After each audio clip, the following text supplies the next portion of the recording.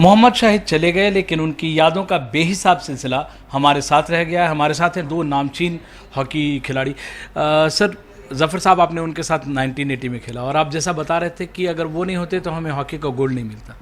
बिल्कुल सही है, क्योंकि जितना उनका डोमिनेशन रहा उस ओलंपिक गेम्स में, तो वो तो एक रिमार्केबल था, उसमें कोई दोष राय नहीं है। और because of his extra ordinary game in each match, उसकी वजह से मैं समझता हूँ कि हम लोगों ने गोल्ड जीता। और ज़रा सा भी अगर उनकी कंसिस्टेंसी बरकरार नहीं रहती तो हो सकता था वी माइट हैव मिस्ड। और दूसरी बात ये थी कि Surendra Singh Sodhi became the highest scorer only because of him, because he is the person जो वो पूरे डिफेंस को, इवन गोलकीपर को काट करके खाली गोल के सामने बॉल देते थे, सेंटर फॉरवर्ड के गोल मार दो। यानी ये इतना उनका कैलिबर था। असलम साहब, सिर्फ जो शख्सियत उनकी थी कि उन्होंने पास बनाया, कौशिक साहब भी बता रहे थे कि उन्होंने कई सारे पास बनाया और बाकी लोगों ने गोल किया, इतने ही सेल्फलेस जो थे वो आम जिंदगी में भी थे। बेबाक, बेतकल्लुफ़, विवेक सिंह जैसे उनको कैंसर हुआ तो उनकी मदद करना, ये सारा उनके व्यक्तित्व का पहलू था। हाँ बिल्कुल, मैं समझता हूँ कि उसका जो सबसे बड़ा पहलू यही था कि वो जितना बड़ा खिलाड़ी था और जितना हॉकी का उसने जो हॉकी खेली थी, उतना अपने जो जीवन में एक आदमी को मतलब अपने आप को ऊपर लाने के लिए जो एक कोशिश होती है, और सभी की होती है, ये अपने आप का जो खुद ही को पहले एक चीज़ ये लगती है कि मैं इतना वर्थ हूँ, मुझे यहाँ तक होना चाहिए।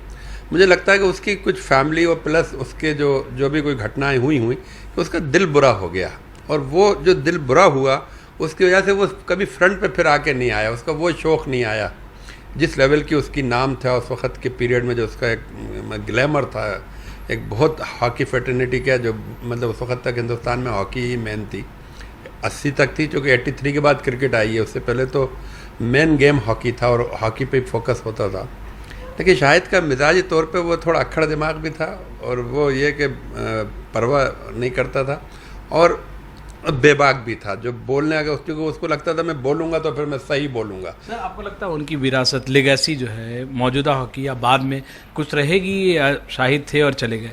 देखिए, शाहिद की लेगेसी तो हॉकी के साथ ही जा रही है, क्योंकि हॉकी वो लेवल कर नहीं पाई। और मैं समझता हूँ एक और ये ज़फ़र बैठे हैं, इन्होंने बहुत ही जो 1980 का जो ओलंपिक जीता था, मैं तो ये कहूँगा कि वो दुर्भाग्य इस बात का है कि वो बॉयकॉटेड मतलब ओलंपिक हुआ इत्तेफाक से, और उस बाइकॉट जो ओलंपिक की वजह से हमारी देश की जनता ने उस जीत को जो जगह देना चाहिए थी, जो उसकी अहमियत थी, उसको हमने कम करी।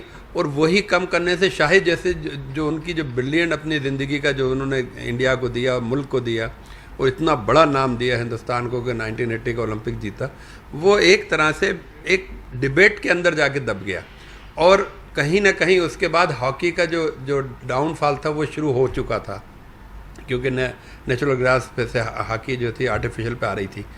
इत्तेफाक से वो भी फिर साथ चला, क्योंकि 2-4-10 साल फिर हॉकी जो थी स्ट्रगल में चली गई, और भारतीय हॉकी, और फिर फेडरेशनों के झगड़े और फिर दुनिया भर की बातों से हुआ ये कि शाहिद की जो लास्ट ये हुए ज़फ़र हुए, ये लोग एक लास्ट एरा हैं हिंदुस्तान की हॉकी के, जो ग्लैमरस हॉकी कह लो या बेस्ट हॉकी कह लो। तो नेचुरल है कि ज़फ़र इकबाल एक मतलब ये सब इन्होंने फेस किया दुनिया को, और हर चीज़ को मुकाबला किया अपनी पोजीशन के लिए, अपनी जगह के लिए, और अपनी जो इनकी एक शख्सियत। वहाँ मोहम्मद शाहिद ने एकदम अपने आप को अलूफ़ कर लिया, और बनारसी मतलब है ना, बनारस में अंदाज में रहने लगे, मस्त मौला, वहीं हॉकी, वहीं दोस्त, वहीं अहबाब। और वो एक विरासत थी हिंदुस्तान की, वो एक हिंदुस्तान की शख्सियत थी, उस शख्सियत को उसने हिंदुस्तान के बीच में नहीं लाया। और एक आखिरी सवाल ज़फ़र साहब आपसे पूछना चाहूँगा, ड्रिबलिंग का बादशाह, उस्ताद उनको कहते हैं। अशोक कुमार जो ध्यानचंद के बेटे, वो भी कहते हैं कि शायद वैसी ड्रिबलिंग किसी को नहीं देखी। आप बता रहे थे कि रिक चार्ल्सवर्थ जैसे कोच को भी उनके लिए काफ़ी डिफेंस तैयार करना पड़ता था। अगर उनके ड्रिबलिंग को, उनके खेल के बारे में बता। नहीं, मुझे याद है कि जब हम लोग टेस्ट मैच खेलने गए थे ऑस्ट्रेलिया में, तो हम लोगों ने उनको जीता, और ये हुआ कि ऑस्ट्रेलियन इस खिलाड़ी को कैसे रोके, हमारे विंग को। तो एक ही चारा था, चाहे वो जिम एरवाइन फुल बैक हों या जो भी डेविड बेल राइट हाफ हों, मगर एक ही चाह रहा था कि जिस स्पीड से वो मुड़ता था तो वो डिफेंडर तो उसको नहीं रोक सकता था दुनिया का कोई।